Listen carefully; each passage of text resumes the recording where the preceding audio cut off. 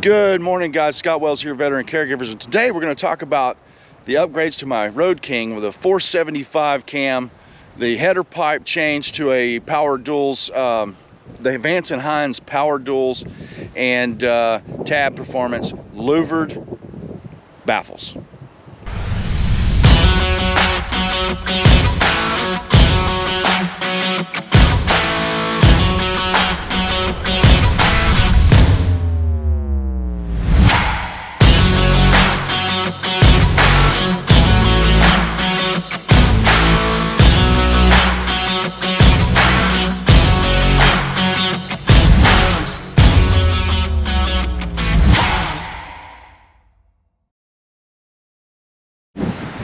Okay guys, so the positives and negatives of getting the S&S cam. First off, let's go through the positives and kind of give you the lowdown of that stuff. So the obvious thing is the performance. The performance on the bike from stock is a whole nother level.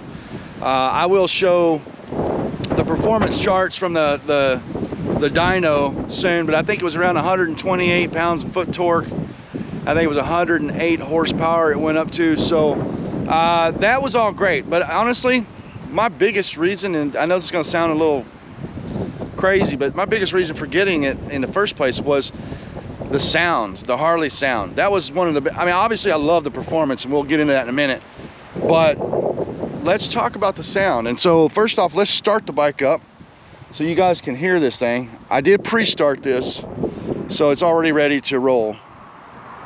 Let's see here.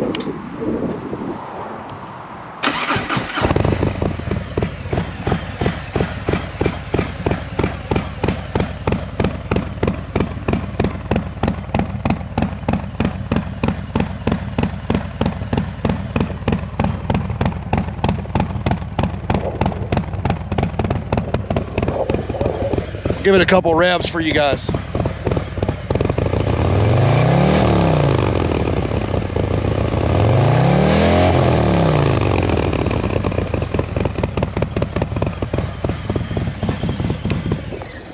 Okay, so clearly you can hear the new cam sounds so much more like the original Harleys. And you know, with the M8 motor, you're never going to get that old school, let's say a 96 cubic inch Evo. You know, you're never going to get that sound, but this is pretty damn close, and it sure sounds great. Performance wise, so this is interesting. So you got your 475 and your 465 cams, and you know, which do you go with? They kind of talk about the 465 cam being at a lower torque, a little bit better, a lower RPM, sorry. The torque is a little bit better at the lower RPMs. I can see that, but when I was at Frank's Resurrections, when they were doing my the dyno tuning on it, a guy happened to be there with a 465, and we compared charts after the dyno, and to be honest with you, the performance of this one through all the levels looked just as good, if not better. Now, if you're getting technical, I think that the 465 probably does have a better draw off the line for the first few hundred RPMs. I'm talking about like from 2000 to 25 to 2700 maybe, but quite frankly, when you're in first, second, even third gear, you go from 2000 to 3000, 3500 just like that. So where the benefit is really is when you're in, let's say you're going 75, and if you cruise at 2500, which I don't, I cruise at like 3000 to 3200. But if you cruise at a lower speed, I'll tell you what, here's a better example. Let's say you're in town and you're going about 35, 45 miles an hour, and you're just kind of cruising at a very low RPM, and you hit it. With this cam, you're gonna have a delay. You're gonna have I wouldn't call it sluggish, but it's just a little bit of a delay. Whereas if you hit this at 3,500 RPM or 4,000 RPM, it's an immediate just bam. I mean, it just takes off. The trade-off, I don't think is an issue for me. It's not enough to stress about. So if you're trying to choose between the 465 and 475, the 475 is a higher RPM range for the acceleration to really kick in, but it's not that big of a deal. I mean, at 2,700 plus, you're gone. Certainly 3,000, you're not gonna have any issues. So I don't know. You know, maybe I haven't tried the 465 cam, so I can't speak for it. And if you're a real slow, real take your time accelerating up, maybe that 465 is a little bit better cam for you. I love the 475 for the performance. Again, we're talking Harley Davidsons here. This isn't a racing bike. We're not here to get from 0 to 60 in 2 seconds. But yeah, it does nice to have that little kick when you need it, especially trying to pass traffic. So that was a great option. But to be honest with you, we all know, what are we trying to do when we get a stock bike? We're trying to get that sound back, get that catalytic converter out. And this does it. You guys just heard it. It absolutely slam dunk for that. So some of the negative sides would be your fuel mileage is going to drop a little bit because you got a performance cam. Mine right now is running about 35 miles per gallon, but I haven't put enough mileage on this thing to make its adjustments yet. I've only put about 500 miles on this cam. When I first got it, it was like almost 30 miles per gallon. It's just climbed back up to 35, and this is after I did the dyno. So, and that's another one of the drawbacks is when you get a cam, you can use the stock. I used the Power Vision unit, and the Power Vision unit, they have a lot of great little tunes in there. And by the way, they did a great job. The Power Vision guys walked me through. So when I took it to the dyno, it was pretty much already tuned very well, minus a few little things. So when I went to the dyno, I only spent not even $100 to have it tuned with Frank and his team. So I got to really commend those guys. They could have charged me $300, $400, $500 for that tune, even though you know, as a customer, you might not know everything they're doing. He's an honest guy. He did the right thing. He said, look, I only had to make these few adjustments. I was in and out of there in an hour. So that's the downside. Again, you're going to have to spend the money to tune it. You know, you might have some issues with, you know, like my Harley Davidson says, look, bring it in. And when you bring it in, make sure we know that this thing is an aftermarket tune, or you can lose your, what do you call it? The protection. The warranty, excuse me, the extended warranty, which I did get on my bike. I love the fact that when I ride, and especially when I'm out of state or riding long ways, that I have that protection. I know it's more expensive, and some people are like, I'm not going to waste my money. To me, it's just the comfort of knowing that I've got my bike protected if anything were to happen to it. So that's a bit of a downside, losing a little bit of gas mileage, but the performance, in my opinion, and the riding fun that's associated with that sure makes up for the couple of negative, the downsides to it. But yeah, if you're trying to choose the S&S 475 cam, I can't say I highly recommend it. I just really enjoyed it for myself. And was it worth the money and stuff? For me, it was. I enjoyed it. I'm enjoying it right now. The sound is tremendous. So those are a few little of the trade-offs.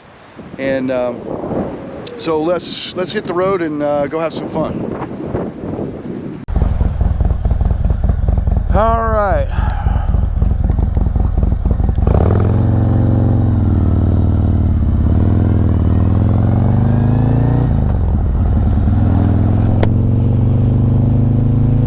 Get her warmed up here for just a sec, and then I'll really get on it for you guys.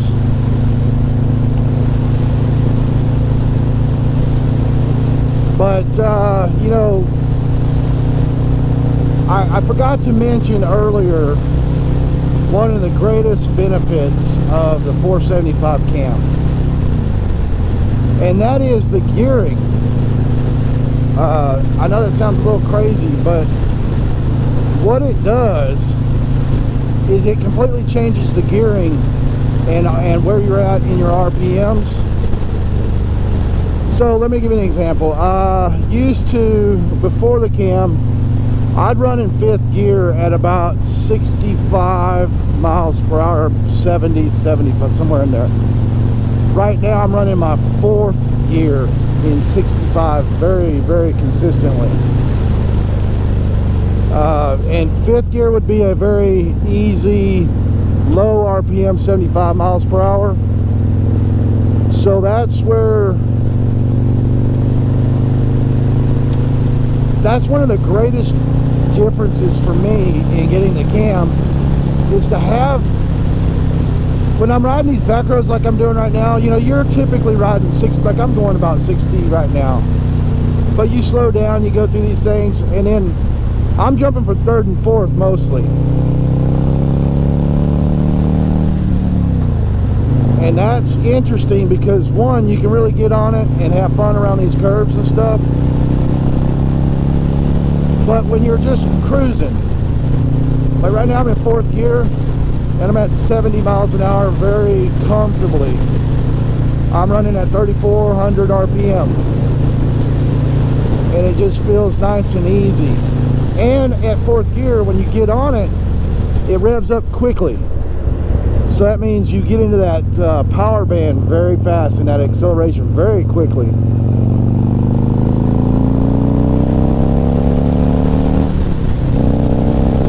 I'm 80 already.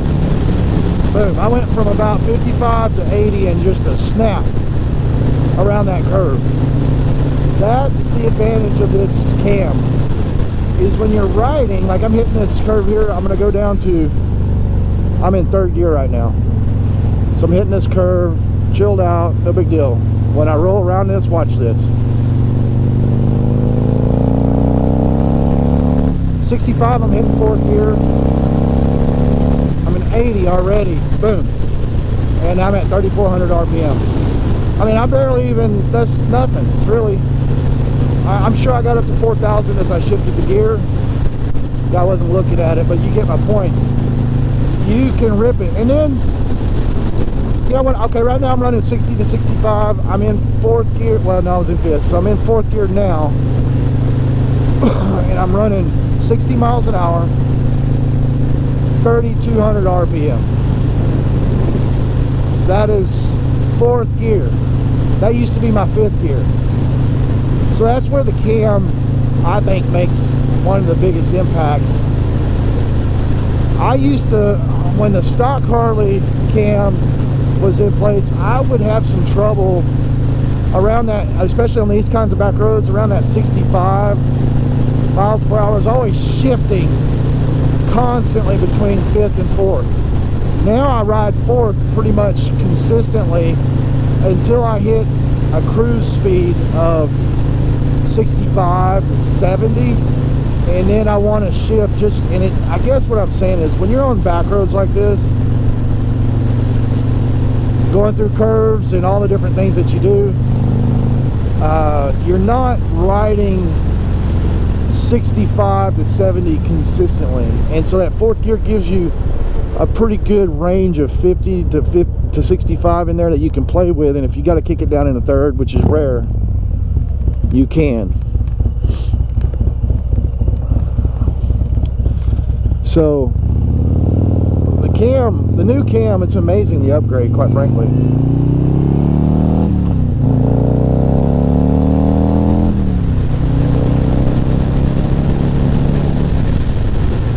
Alright, so I'm in fourth gear now. And I just ripped through a couple of gears quickly. So the acceleration is insane on this bike now, for a Harley Davidson anyway, and a bike this size, and it's just a lot of fun to ride. So if you are looking out, the 465 might suit you, especially if you live in the city. I think that maybe those lower torques, or excuse me, lower RPMs, you'll get a greater extent of torque. But when I compared the charts of the 465 to the 475, it was minuscule. I mean, I don't know, if you're going to be I guess very technical about it, between 2,000 and 3,000 RPMs, I do think that that 465 is probably a better cam for you.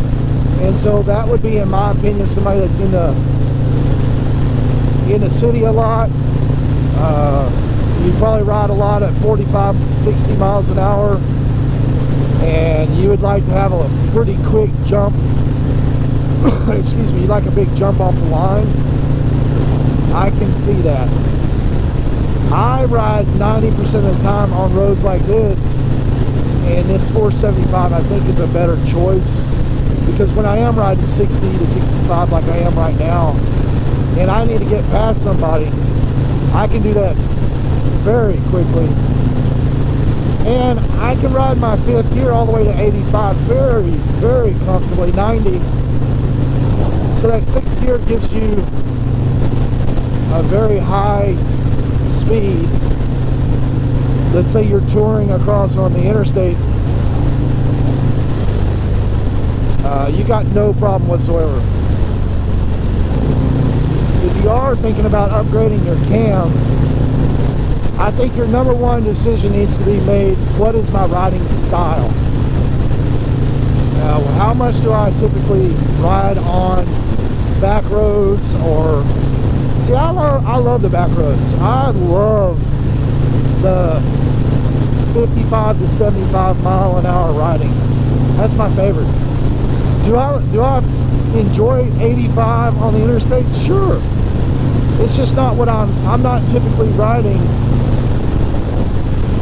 you know, let's say 4 or 5 hours hauling ass trying to get 300, 400 miles under my belt quickly. That's just not my main. Do I do it? Of course I do, but that's not my main daily grinding of riding. And so I think that is a big consideration when you're looking at the cam that you want to go with. I would highly recommend that you be honest with yourself as to how you ride. And for me, in East Texas, Arkansas, Oklahoma, Louisiana, yeah, I'll have those day trips where I'm just on the interstate. Sure, of course. But most of the time, I'm out cruising, you know, 55 to 75 turns, and I want to hit that turn and go and get that acceleration. And that's what this cam does. Besides, listen to it.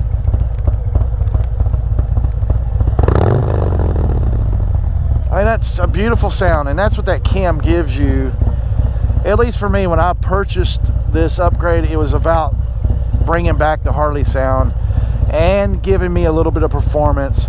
And so when I question, do I do the 465 or the 475, I think, in my opinion, now I have not run the 465, so I can't, but just based upon the graphs, I think the 465 is more tuned for people from kind of a stop and go 0 to 45, 0 to 60, kind of in the city pool.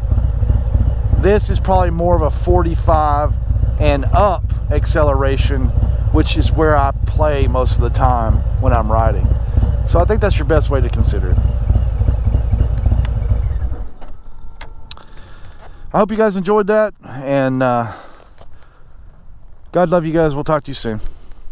By the way, always remember, I do these videos for the Aid and Attendance Pension to help my senior veterans. So learn what that is. You know, help your community, help the people that you can in your backyard. Educate them that this is available to them. It's up to a couple $1,000s a month for a single veteran. Please take the time to share. If you know a veteran in your family who's 65 and older, who's in the need of care, who's a wartime veteran, meaning they spent time in World War II, Vietnam, Korea, even the Gulf War, this is a great potential for them to utilize and to increase their income above Social Security, and to also pay for their in-home care. Thank you.